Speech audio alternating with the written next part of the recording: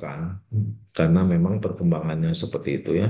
Eh, Kemarin juga ada seorang akademisi di ITB menanyakan apakah selalu geologi sejarah itu berhubungan dengan fosil, perkembangan fosil atau itu.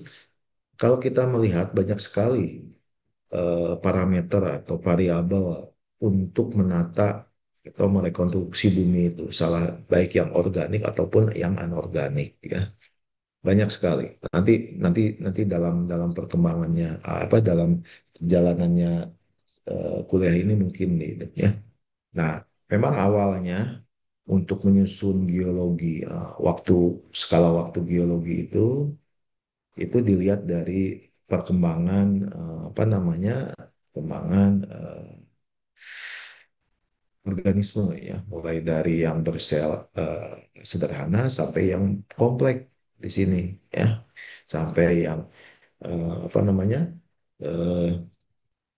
organisme itu paling mirip dengan yang kondisi sekarang sampai yang gitu. Jadi sekarang misalnya ada kakinya, ada itu segala macam, lalu berubah, nah itu mendekati ke yang sekarang ya. Jadi ini kegiatan atau fokus dari waktu geologi sejarah itu pada masa lampau. Ini gitu ya. Nah, ada beberapa teori juga yang bercerita mengenai perkembangan dari bumi itu, salah satunya ini meteor impact yang ini ya. Jadi banyak ceritanya yang berkaitan dengan punahnya dari dinosaurus itu banyak sekali itu ya. Tapi kita bisa melihat juga bahwa geologi sejarah itu bisa melihat pola dari sedimentasi ya, dari suatu paparan seperti begini ya, mulai dari yang polanya dia menghalus ataupun uh, dia regresif atau dia pun transgresif seperti begitu ya. Nah, masing-masing ini bisa membentuk atau membuat produk-produk sedimen yang berbeda gitu ya. Nah, lalu dihubungkanlah dengan ini, misalnya dengan kenaikan sea level. Ini sea level 1 naik menjadi sea level 2. Apa produknya? Yang ini, yang bagian lapisan ini. Dia bergerak ke arah apa namanya? Terestrial, paparan ini. Terus naik ininya, sea levelnya, tambah ininya. Jadi ini ada pergerakan dari eh, sedimen yang mengarah ke arah terestrial. Lalu kebalikannya, pada saat sea level ini turun, dia akan bergerak ke arah ini, ke arah yang berlawanan di sini. Jadi dia menjauh seperti begitu, ya terus. Nah, ini konsep-konsep yang sekarang sekarang banyak dianut ya oleh para geologis di T1, T2, T3. Nah, ini untuk menceritakan karena berbicara mengenai event spasial dan temporal dari setiap pengendapan itu ya. Oke, ini untuk yang masa lampau. Nah, untuk yang masa depan, geologi sejarah bisa nggak sih? Itu untuk bicara, apakah harus bicara karena ada kata sejarahnya? Apakah harus harus harus berbicara dengan yang masa lampau yang jutaan tahun yang lalu? Sebenarnya tanpa disadari, beberapa penelitian itu sudah mengarah pada model pengamatan atau prediksi geologi sejarah ya, untuk perkembangan bagaimana contohnya. Ini salah satu contohnya nih ya, pergerakan. Sekarang sudah banyak penelitian ataupun satu riset yang menyatakan pergerakan dari lempeng. Contohnya ini lempeng Samudra Hindia yang subduct terhadap kepulauan di Indonesia bagian barat. Bagaimana? Dikaitkan dengan model seismicity-nya. Ini yang warna merah yang lebih banyak, di mana banyak sekali tingkat kegempaannya, lalu mulai dari zona Benioff-nya, penekukan dari si kerak samudra itu sendiri bagaimana ya sampai nanti ke prediksi di sini ya prediksi ini cekungan-cekungan backupnya itu berapa jaraknya terhadap ini terhadap model sabdak ini berapa ya kita lihat Sumatera Pulau Sumatera itu secara garis besar kalau banyak di apa literatur literatur itu dibagi menjadi tiga tiga cekungan besar. Ya, ada cekungan Sumatera Utara, Sumatera Tengah, Sumatera Selatan. Ini kalau kita lihat ini back aktras yang berhubungan dengan rejim back aktrasnya itu berbeda-beda ini jaraknya terhadap ini. Nah, ini kita bisa prediksi dari model kecepatannya, dari modal nanti di slide berikutnya dari model seismicity-nya, sehingga lekukan yang di selatan sini akan berbeda lekukan ini. Pertanyaannya, mengapa yang ini lebih lebih tajam dibandingkan lebih apa lebih sudutnya lebih dalam dibandingkan dengan yang ini. Nah, itu yang harus dijelaskan ya. Ibaratnya ini dalam kurun waktu yang sama tapi berbeda. Apa yang menjadi pembedanya ya. Nah, itu pekerjaan-pekerjaan untuk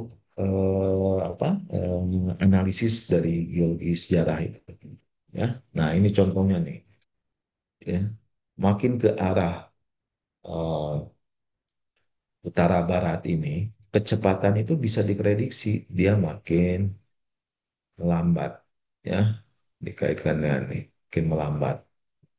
Nah, pertanyaannya mengapa eh, pelambatan itu terjadi? Itu yang pertama. Yang kedua, kalau Anda lihat ini ya, sesar ini sesar semangko namanya.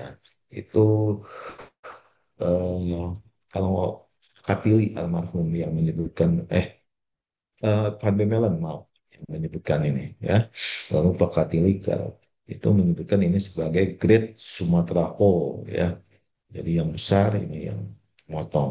Pertanyaannya sekarang kalau Anda ini kenapa sih di bagian sisi barat saja yang berkembangnya? Lalu apakah banyak sekali yang menggambarkan ini dalam satu garis, tapi kalau Anda lihat ini bukan satu garis utuh, ada yang terputus di sini, ada yang terputus di sini, dan kecepatannya di sini lebih lebih lebih cepat gitu kan. Nah, yang putus-putus ini biasanya Anda lihat ada beberapa danau. Di sini danau Ranau terbentuk, di sini apa danau eh, apa di sini ya, saya lupa lagi. Atau yang lebih besar di sini Toba kaldera ya. Vulkanotektonik di sini terbentuk. Nah, itu model-model dari apa analisis-analisis yang berhubungan dengan geologi sejarah. Nah, di sini Anda itu harus paham, di sini Anda itu harus paham model tektoniknya. Model misalnya Anda ingin menjelaskan mengenai geologi sejarah perkembangan Sumatera Fault ini, Great Sumatera Fault ini, bagaimana perkembangan dari eh, apa pergerakannya, bagaimana kinematikanya, bagaimana dinamikanya, apa produknya, kapan itu terbentuk. Jadi integrated sekali datanya yang harus Anda pahami dari model satu interpretasi geologi sejarah ya. Contohnya ini, contohnya ini nih. Mulai dari pembentukan apa metasedimen ini basementnya, lalu ada intrusi pada zaman Paleogen awal, ya, lalu terbentuk endapan-endapan vulkanik, ya, ada angkola, ada toru vulkanik, lalu tererosi. Ini kan ceritanya beda. Kalau tererosi dengan umur dari 25 sampai ke 15 ini kan panjang sekali waktunya. Betul tidak sampai itu? Erosional atau non deposisional. Apakah betul ini semuanya? Nah, ini perlu perlu perlu data yang tidak tidak apa tidak sedikit ya untuk menentukan ini. Karena geologi sejarah itu biasanya berkaitan dengan skala yang besar. Sampai lalu terbentuk magmatisme kedua. gitu. Oh, ya. Yang ini mata dom untuk apa model jebakan-jebakan emas seperti begitu ya. Ini pekerjaan-pekerjaan yang sebetulnya berkaitan dengan biologi sejarah ya. Bagaimana Anda menjelaskan model perkembangan dari suatu jebakan atau resource. Nah, ini data salah satunya data yang yang mungkin harus Anda pahami. Nanti kami akan dari tim apa dosen akan menjelaskan langsung ya. Jadi Anda kan sekarang sudah pernah mendapatkan sedimentologi. Coba dipahami lagi ya bagaimana. Anda sudah apa mendapatkan stratigrafi ya bagaimana. Anda mungkin juga sudah mendapatkan teori mengenai tektonik ya di geologi struktur, di mata kuliah geologi struktur. Juga ini mungkin vulkanisme ya, vulkanik. Cuy. Nah, ini gabungan-gabungan nanti yang akan kami jelaskan tanpa misalnya kami dari tim geologi sejarah itu kembali lagi ke materi-materi ini gitu ya materi sedimentologi, stratigrafi, tektonik ataupun vulkanisme. Jadi Anda sudah paham kenapa sih delta ini bergerak delta itu terbentuk seperti ini, kenapa sih ada barrier di sini, apa sih yang membentuk ini cekungannya, model cekungannya seperti apa, model ininya apa polanya, pola perkembangan secara vertikalnya seperti apa, apakah seperti begini para sekuennya, dia mengkasar ke arah atas atau dia menghalus ke, ke arah ke bawah seperti itu ya karena masing-masing pola ini akan menempati daerah-daerah tertentu secara spesifik ya di model-model spesies spesies sedimen asosiasi spesies seperti begitu ya mengapa ini begini nah itu tidak akan kami itu kan lagi tapi kami akan lebih ber, memberikan pemahaman mengenai bagaimana model ini terbentuk di sini, apa yang menyebabkannya, apakah faktor tektonik yang lebih dominan atau model sedimen apa sedimentasi yang lebih banyak suplainya atau akomodasinya yang lebih kecil, nah, seperti itu ya penjelasan-penjelasannya dari materi kuliah geologi sejarah itu. Nah, ini salah satu contoh yang bagaimana sebetulnya banyak pembagian dari geologi sejarah ini ya. Ada yang sangat memahami mungkin ke arah migas itu apa minyak dan gas bumi, bagaimana perkembangan cekungan satu cekungan ibaratnya di cekungan Sumatera Utara itu bagaimana, kenapa ada overpressure di sana, di cekungan Sumatera Tengah tidak ada, relatif tenang dibandingkan dengan Sumatera Utara, di bergerak ke arah selatan di Sumatera Selatan, kenapa lebih berkembang batu gampingnya, formasi batu raja, sementara di Sumatera Tengah tidak ada, seperti begitu ya. Nah itu model-model geologi sejarah yang mungkin nanti akan Anda eh, materi yang akan nanti kami sampaikan. Oke. Nah, salah satu contoh lagi ini ya. Ini eh, lokasinya dekat dengan kampus Jatinangor. Kampus Jatinangor. Ini ada Gunung Guntur, ya. Kalau vulkanologi ini ke sini nih, kuliah 8. Ini ada Gunung Papandayan di bagian selatan.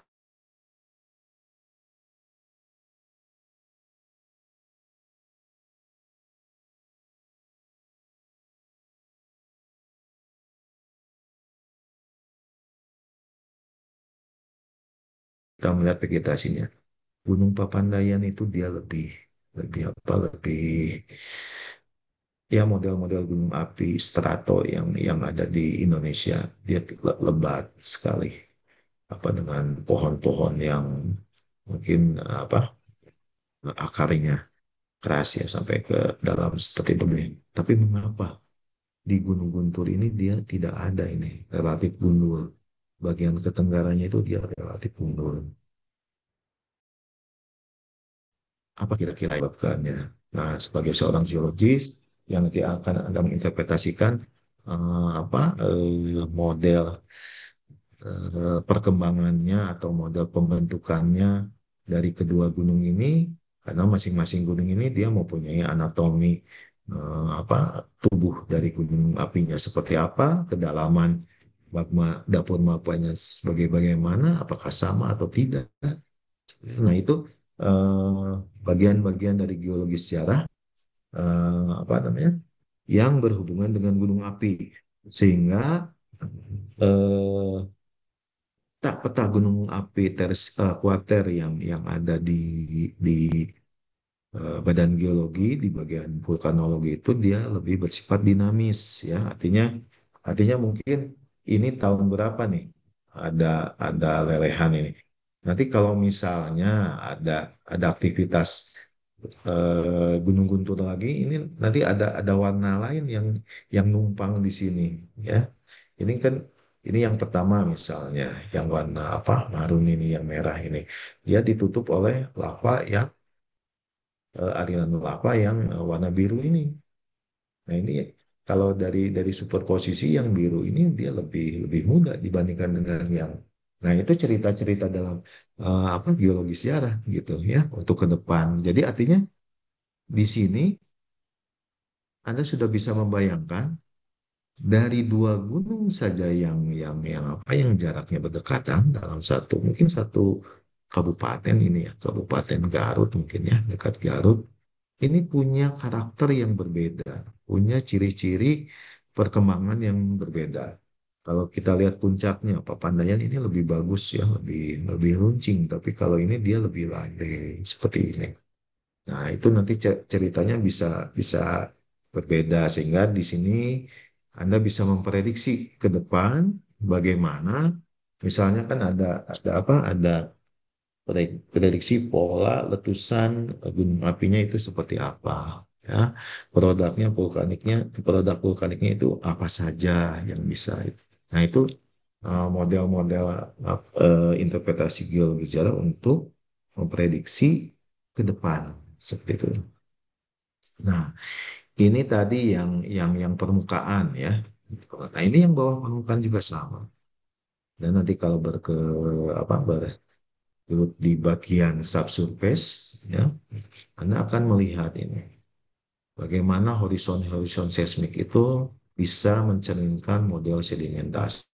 Nah, ini tanda-tanda panah ini menunjukkan bahwa sedimen itu dominan dari alam surface ini misalnya, ya. Ada dua interval yang besar ini, yang kecilnya ini. Tapi di sini juga ada beberapa sumber batuan yang berarah berlawanan. Artinya di sini itu ada dua tinggian lama yang memproduk apa sumber atau mensuplai sebagai sebagai inti untuk mensuplai sedimen ke arah yang bagian northeast sampai ke dan ini yang berlawanan seperti begitu, ya. Ini ceritanya apa? Bagaimana? Kenapa ada cekungan yang seperti ini? Itu apa tipe cekungannya? Kenapa modelnya begitu? Kapan ini terjadi? Nah, itu yang nanti harus Anda jelaskan dalam mempelajari, sehingga banyak sekali, ya. Jadi yang tadi yang sedimentologi, prinsip stratigrafi, tektonik dan vulkanisme itu gabungan. Jadi Anda harus paham itu loh, ya. Mungkin sedikit-sedikit lah Anda mulai baca sedikit. Nah, ini model-modelnya banyak sekali, ya. Kita lihat ada yang apa? Strong refleksi, ada yang eh, relatif lebih apa? Lemah, ya. Refleksinya itu mencirikan model-model batuannya seperti apa, lapisan batuannya seperti apa, ya. Begitu. Oke, itu mungkin gambaran materi yang nanti akan kami sampaikan, ya. Ini hanya penjelasan singkat saja. Jadi saya harapkan Anda semua awal itu harus mempelajari lagi model ini sedimentologi, stratigrafi, tektonik karena pada pada apa? Pada kesempatan kuliah ke depan itu akan kami akan banyak apa, menjelaskan model itu tanpa melihat Pak kenapa ini sistem sistem apa karenya bagaimana. Nah, itu bukan ke sana lagi gitu ya. Itu mungkin harus Anda pahami di awal dari model ini apa model sedimentasinya seperti apa ya. Oke, ada pertanyaan sampai sini?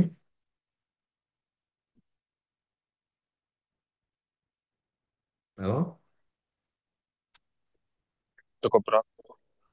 Baik. Absensinya tetap di itu ya, tetap di Anda apa eh, di siat ya, harusnya ada ya, atau yang manual dulu saja. Anda di apa ditulis di tanda tangan ya di itu. Terus begini, mungkin nanti ada apa beberapa quiz ya yang mungkin tidak akan kami sampaikan atau apa infokan sebelumnya ya. Jadi Anda harus siap mengenai itu. Terus silakan saya tidak akan terlalu apa namanya mempermasalahkan absensi dalam arti kata eh, ini untuk Anda ya, materi ini untuk Anda.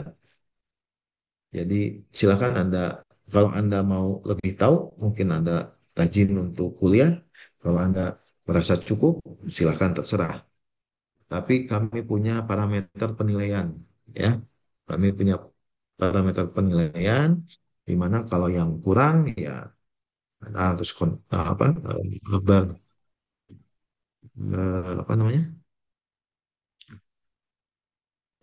koreksi sendiri lah ya. Oke, ada pertanyaan sampai sini? Cukup Pak, tidak ada Cukup, pertanyaan. Pak. Oke, saya tutup. Assalamualaikum warahmatullahi wabarakatuh. Waalaikumsalam warahmatullahi Waalaikumsalam warahmatullahi Waalaikumsalam. wabarakatuh. Waalaikumsalam warahmatullahi wabarakatuh Pak. Terima kasih, Pak. Waalaikumsalam.